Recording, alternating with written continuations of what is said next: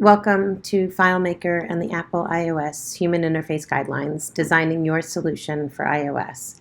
I am so pleased to be presenting this to you today. I am Laramie Ericson, and I'm a project manager and workplace engineer with iSolutions. Prior to working at iSolutions, I was working with John Howell of Data Experience, and I've had the great pleasure of working with quite a number of really fabulous developers in this community. And it is a pleasure for me to be presenting this to you all.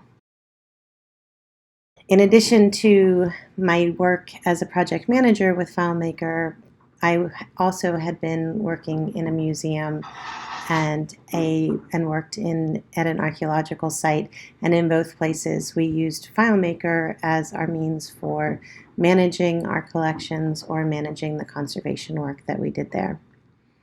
Additionally, I am a consumer of design. I love little items that just evoke beauty and simplicity. Mostly toys, but that is that's for another day.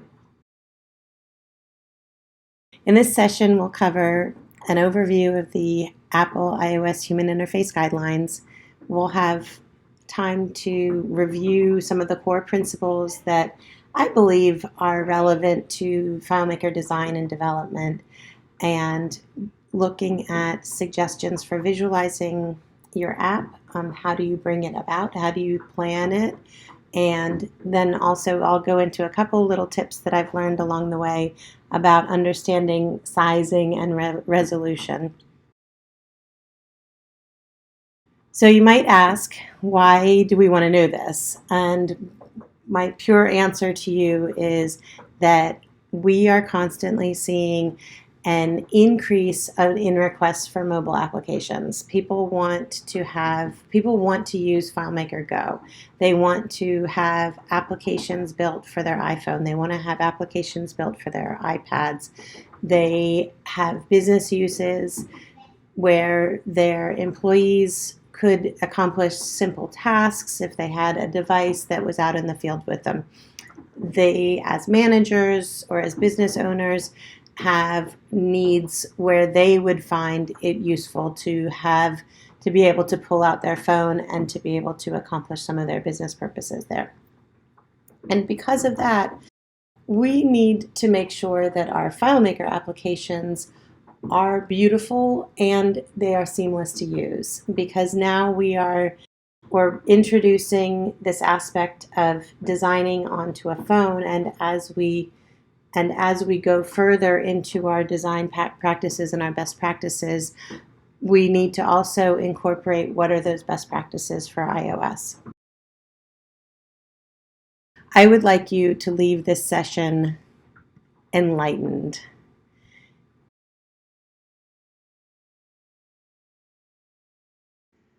In this chapter, I'll be introducing the Apple iOS Human Interface Guidelines. These are key principles for what is used for delivering an extraordinary product. I'll be providing an overview of the Apple Human Interface Guidelines, by no means exhaustive, talking a little bit about how the relative importance of those guidelines are to FileMaker and the key principles for FileMaker iOS design. But first, allow me to take you on a little trip. The Swiss style, also known as the international style, emerged from Russia, Netherlands, and Switzerland in the 1920s.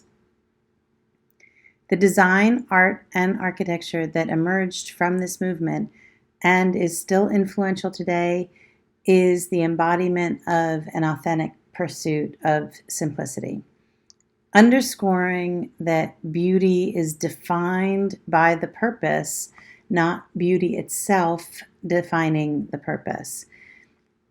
It is an intentional removal of unnecessary elements, leaving a minimalist of functionality behind.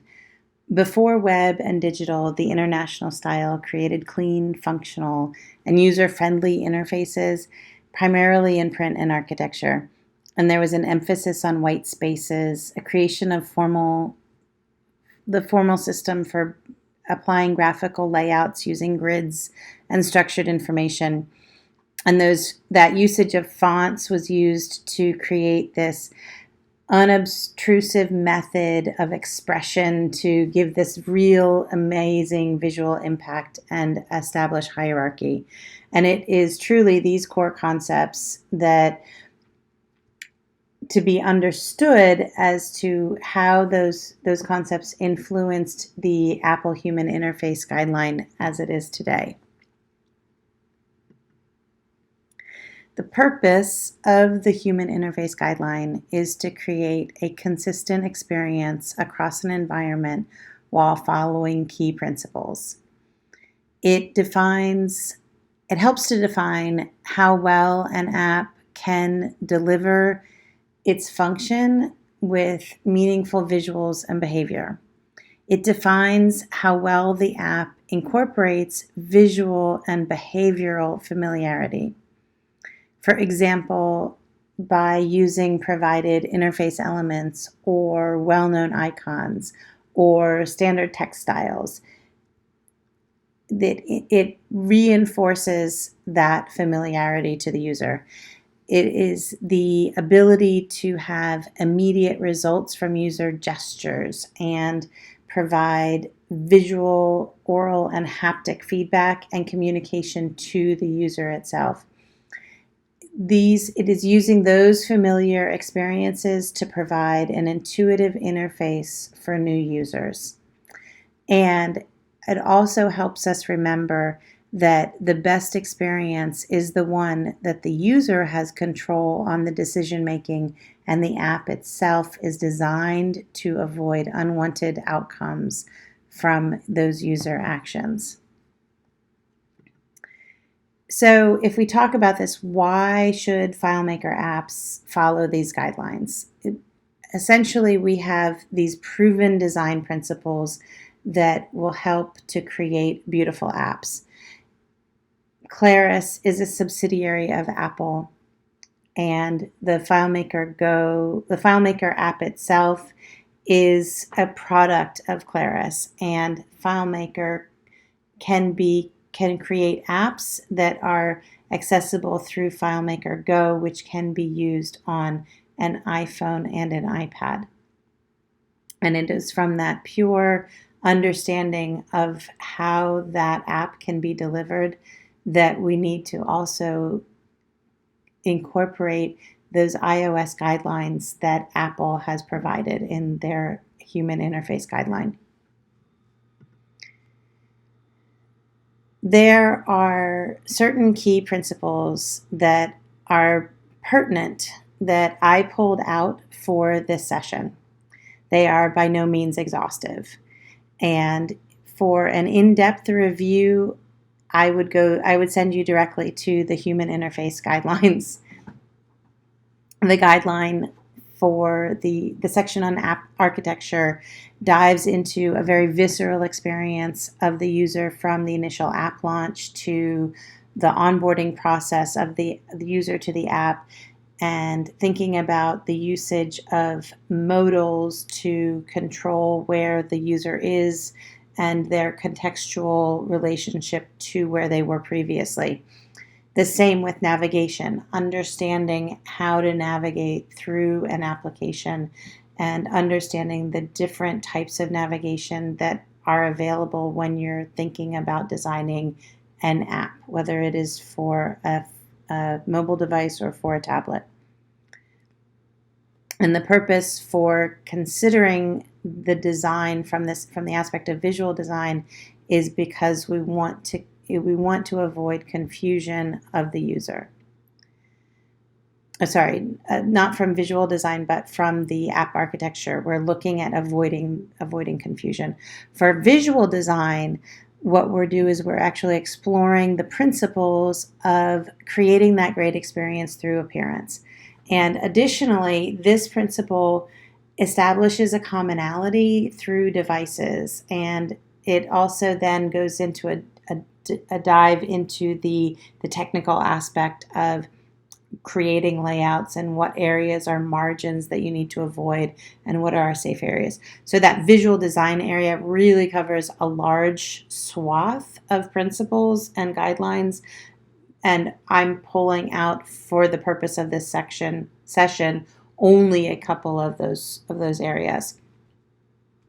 Another section that is important to understand or to even think about is that user interaction section. And from the perspective of FileMaker design, the greatest consideration is the interaction of data entry. And from the perspective of the human interface guidelines, what they're really focusing on is the ease of use and speed and usefulness of that data. The bars section of the guideline is thorough in its review of layout objects and usage considerations of various types of bars, such as navigation and toolbars and search bars. And for example, while FileMaker has a robust find mode, there might be layouts where a search mode could be used to provide familiarity, and these guidelines recommend that you go that direction rather than using a text field. The views section of the guidelines covers this idea of implementation and behavior popovers, both from a non-modal perspective and a modal perspective. And what I found really interesting about this part of it is that they talked about when and how you would want to consider using popovers. For example, the recommendation is to only use popovers on iPads because you have a larger screen area. And when you're talking about needing some sort of interactive modal or card window or popover for a phone, then what you want to do is implement a full screen modal in that case. And the controls encompasses things such as best practices for your layout objects, pickers and labels and text fields and buttons, and where possible, their recommendation to use native iOS objects as they are available, because this creates a consistency and familiarity for users, which is really this is one of the key points of the takeaways from the guidelines, is creating consistency and familiarity. For example, text fields, the recommendation is that we should put in hint text to just let the user know what type of data or what thing is being expected to be entered in that field. That way you can start to save room on layout objects so that you're not having the labels are inside the field and not above the field. It creates a clean look, and it also eliminates the need for redundancy.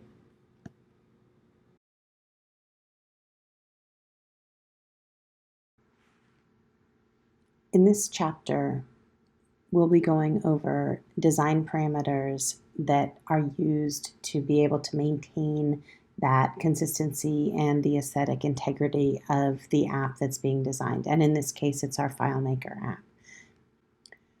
The first thing that we want to think about when we are talking about designing a mobile app or an app for a device is, what is the device that you are going to be using, and what's really at the core of it, what's the function that you're trying to achieve with that device. So is it appropriate for that function to be used on an iPhone, or is it more appropriate to design it for the iPad? And by asking questions, you will come up with the answer for that. Once you have decided upon your device or devices that you will be designing your app, or potentially multiple apps, smaller functions within a single app, then what you want to do is you will need to design for the device that you have selected. So if you have selected an app for the iPhone, then you will also need to be able to design your layouts so that they will work on all screen sizes for the iPhone. luckily for us, the Apple Human Interface Guidelines has already given us the table that shows us what those basic resolutions are, the dimensions for those devices. And so you can go to there and find out what the dimensions are for portrait and for landscape, and then that is the beginning of your design sizes there. For icons, one of the things that I found very interesting with the Human Interface Guidelines is this idea of your custom app and the importance of that custom app. It's the defining icon for that app. So it's what you see when you go into the FileMaker Go menu. It'll allow you to find that app immediately because you're familiar with that icon for it. The other section that I found very interesting on icons was this idea of using native icons, and then when do you want to consider creating a custom icon? Because the thing that you really need to do is establish your consistency with your icons. But it's not just your app, it's all the apps. So Apple has created within their guidelines a section of that where you can go and see all of the icons that are there and the meanings that are related to that icon. So in order to avoid confusing users, it is truly essential that we use the images for the meanings in which they were intended. So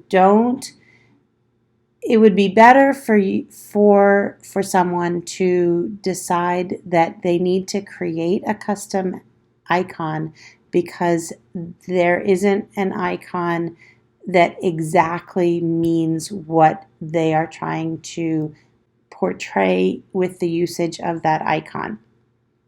So if you've got something that's close, but it's not an exact meaning or not an exact match for your meaning, it is better to actually create your custom icon rather than co-opting one that exists and then creating confusion later for users. Another aspect of the Human Interface Guidelines is the sizing and usage of buttons and fonts. I would recommend that if you need references for these, that you go to the FileMaker starter apps and go to the ones that have iPhone and iPad layouts, because those have the buttons at the minimum sizing. It has the labels with their minimum sizing for the text and the fields with the minimum size, the minimum height for the display of those fonts. The only other things that you want to consider when you're thinking about the usage of buttons is that when buttons do spread across the screen, so if you take them across the bottom of the screen of an iPhone, you want to avoid stretching that button across what are considered the margins of the phone. So instead, it would be better to keep the button within the constraints of the safe area, and then curve the corners of that button. But truly, it's best to go ahead and look at the starter solutions, because there's no reason to recreate the wheel. They have them there if you need to understand, I need to remember that my buttons are 44 pixels in width and height, then you can go there and you can confirm it. It's a very easy way to just make sure that you're designing to the proper sizing for a mobile device, for a touch device. When we talk about data entry and functional simplicity, what we want to do is make the idea of data entry as efficient as possible, and we want to give the user the ability to have essential tasks that are easy to perform. So we don't want to make things complicated, and we don't want to ask the user to do more than they need to do the thing that they are being asked to do on that device. For example, you might consider using a picker or a table instead of a text field to choose from a list of predefined options rather than typing in something into a field. The other thing that might be considered is using data that's been previously entered so that the user doesn't have to enter that information again. One of the things that FileMaker can do quite well is to validate field values. So we know that we can do field validation really easily. That is definitely something that is a recommendation within the guidelines themselves. The other part of it is then to don't make every field required, but only make the fields required that are necessary.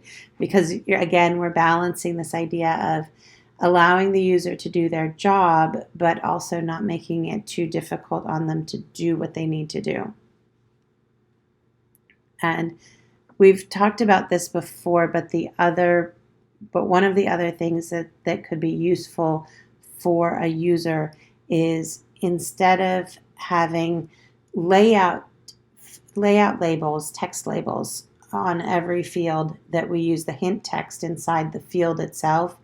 That gives the user some additional white space to ease the visual impact of the app on them. Navigation should feel natural and familiar, and it really shouldn't dominate the interface or draw focus away from the content or what you are, or the purpose of the app itself. And so users are definitely familiar with the back button, and they'll know how to use it to go back to their layout. So go ahead and use a back button when you want to bring somebody back. Button and tab navigation are a great way it's a very natural way to navigate through an app, but you want to also then be careful that you don't leave your users trying to figure out how they're going to get back. And in the case of, like, let's say entering a new record, you could have that done button that returns them back to their previous layout.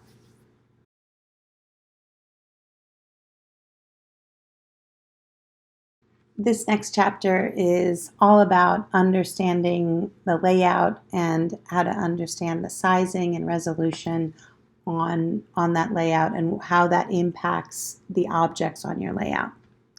So when we think about understanding resolution, what we need to understand is that with a standard screen resolution, like a desktop screen, the ratio, at least today, is 1 point to 1 pixel. And as you move to devices that have higher resolution or that use a retina display, what you see is an increased number of pixels per point on the screen. So something, it might be the same size in one area, will look much smaller on a device that has a higher resolution.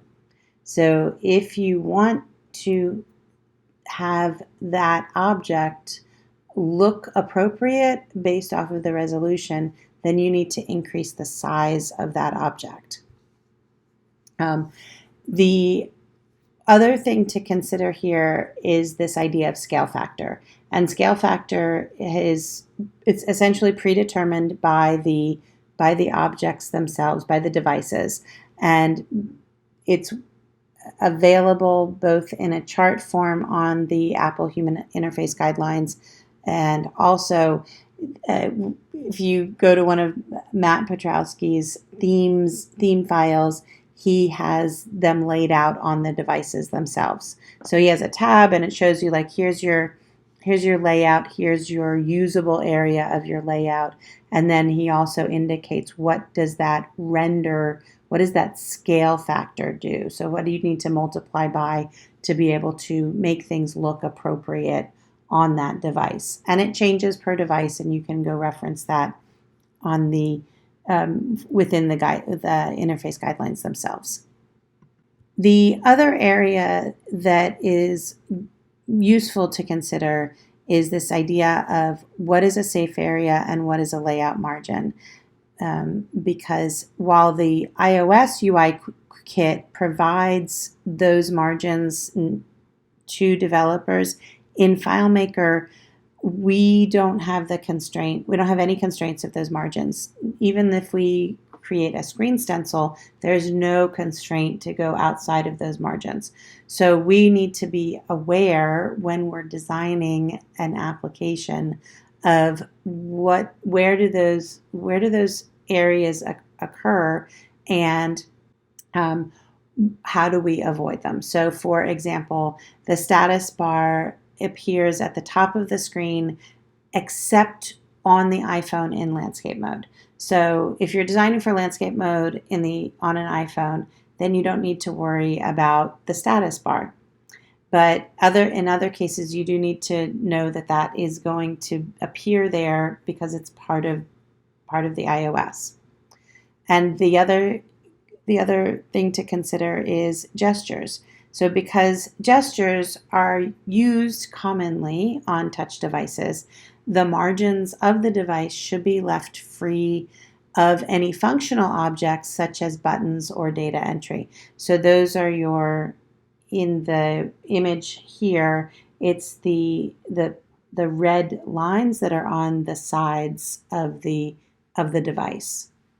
The screen stencils are incredibly useful for being able to define your usable space.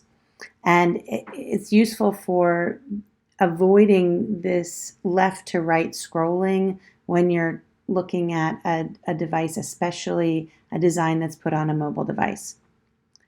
However, what the screen stencil doesn't prevent is your layout objects going over or past the stencil itself. So Claris has an article where they define what the usable space is, and then what parts of that usable space are taken up by the native menu bar and the native toolbar for FileMaker on a mobile device within FileMaker Go. And then so it's useful to create some sort of either as a screen stencil or just take a rectangle and put it in there of what are those areas. So then when you're applying your design, you know that you're not going past those usable areas, and you're not creating unwanted or undesirable effects within your app on your device.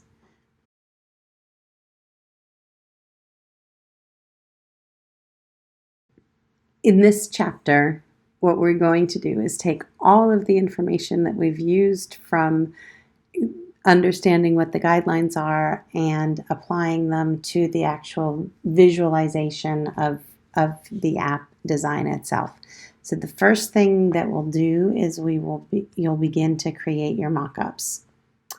And mockups can be done in a number of different applications. There's Sketch and Photoshop, Adobe XD. There's also Lucidchart, Draw.io, MyBalsamic, among many others. So once you have gotten your mockups to the point of where you feel that they are ready to be transferred into a prototype, then one of the things that I have found very useful to do is to take a PDF of that and then create a movie on the iPad or somewhere where you're actually observing the users, looking at where they're clicking, looking for hotspots, seeing if there's anything that needs to be changed, about the mock-ups itself as you're working your way into your prototype. It's also a great way to be able to just take a look at touch sizes. Are your fonts large enough? Are your buttons large enough? So, and then once you have gotten your app to the point at which you are, once your prototype is working and you are ready to build in FileMaker, then you can take your prototype and your mock-ups and convert them into your FileMaker application. I wouldn't be concerned if things change a little bit going from mock-up to prototype to application, because as you go through each one of those steps, you're going to find out something different, and change is totally appropriate, and it's acceptable and expected.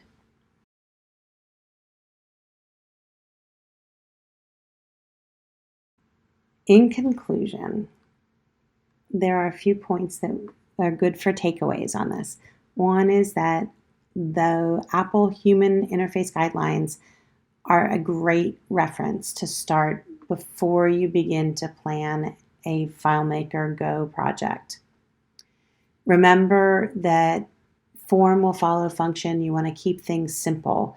So keep the simplicity, make the interface easy to use, and avoid adding in extra things to it.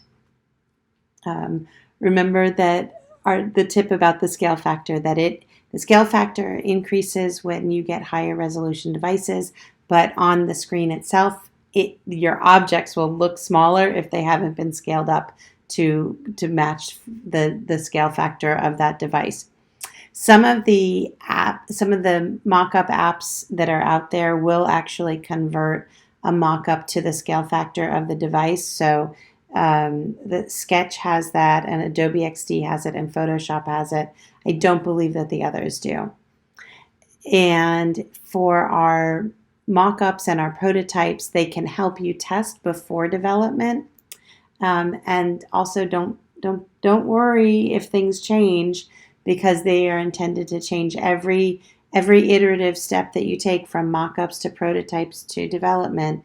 You're getting some iterative changes that will improve the app itself.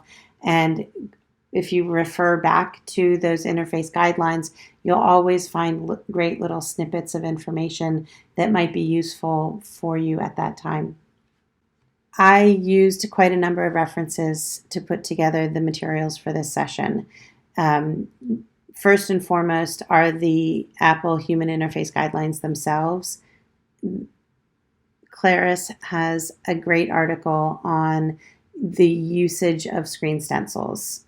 And then Chris Ippolite, in his design considerations for FileMaker Go, he was really the influence of me to just kind of go like, I need to remember to go back to those starter solutions, because they actually have really good information inside of them already, and no need to reproduce the wheel on it.